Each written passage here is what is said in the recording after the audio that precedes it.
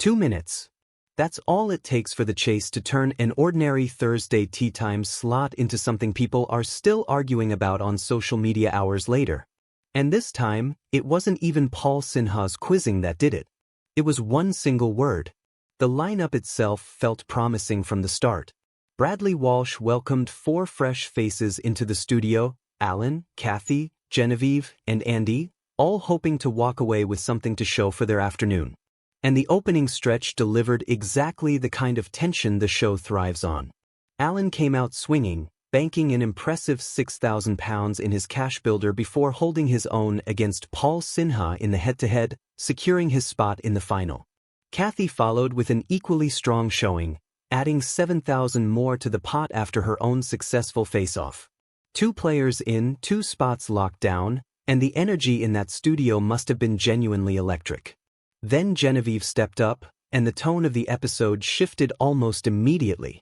Her cash builder didn't go the way the previous 2 had.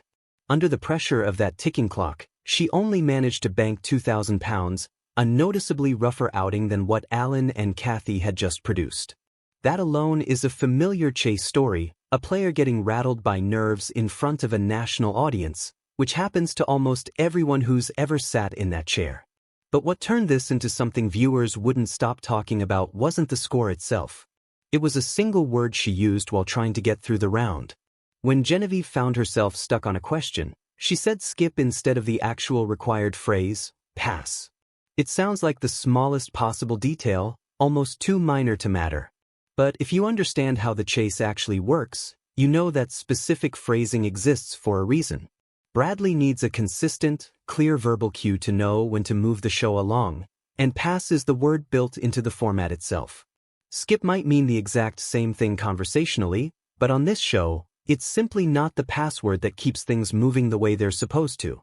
And that's exactly where the tension of this moment lives, in the gap between what Genevieve clearly meant and the rigid formality of a quiz show that runs on precision.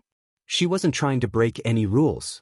She almost certainly didn't even register that she'd used the wrong word in the middle of a high-pressure round. But television audiences, especially ones who've watched hundreds of episodes of this exact format, tend to notice inconsistencies like that instantly, and once Paul picked up on it too, there was no putting that detail back in the box. Because Paul didn't let it slide. The moment his 2 minutes in the chase chair began, he brought the moment straight back up, needling her gently about the slip. That's really the heart of why this clip spread the way it did. It's not just about a word choice. It's about watching one of the sharpest, quickest-witted chasers on the show catch something the audience had already caught themselves, and use it immediately, live, without missing a beat. That kind of instant callback is exactly what makes Paul such compelling television.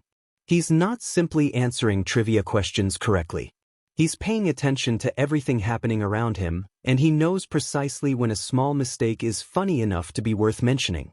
Online, the reaction was immediate and, frankly, pretty merciless in that specific way chase fans have perfected over the years. Viewers flooded straight to social media the second it happened, mocking the word choice with the kind of gleeful, half-affectionate ribbing this fanbase has become known for. Someone jokingly apologized on behalf of an entire English county for the mix-up, treating a 2-second slip of the tongue like a matter of regional pride. That's such a specifically British kind of humor, turning one contestant's minor stumble into an ongoing bit that the whole internet gets to participate in for an afternoon. There's something worth reflecting on here about how unforgiving live-format television fandoms can be, even when the mistake in question is genuinely harmless. Genevieve didn't do anything wrong in any meaningful sense. She used a synonym under pressure, in front of cameras, with money on the line. But once something like that gets flagged by a chaser and picked up by an audience that already knows the show's unwritten rules inside and out, it becomes impossible to walk back. That's the strange bargain contestants make the second they sit down at that podium. Every word, every phrase, every tiny habit becomes potential material, whether they intended it to or not. Maybe that's really what keeps pulling viewers back to a format this simple, episode after episode, year after year. It's never just about the money or the trivia. It's about watching real people, unscripted and unguarded, make small human mistakes in real time, and then finding out together, live, exactly how the internet is going to respond to it. What do you think made this moment land the way it did, the mistake itself, or just how quickly Paul turned it into a punchline?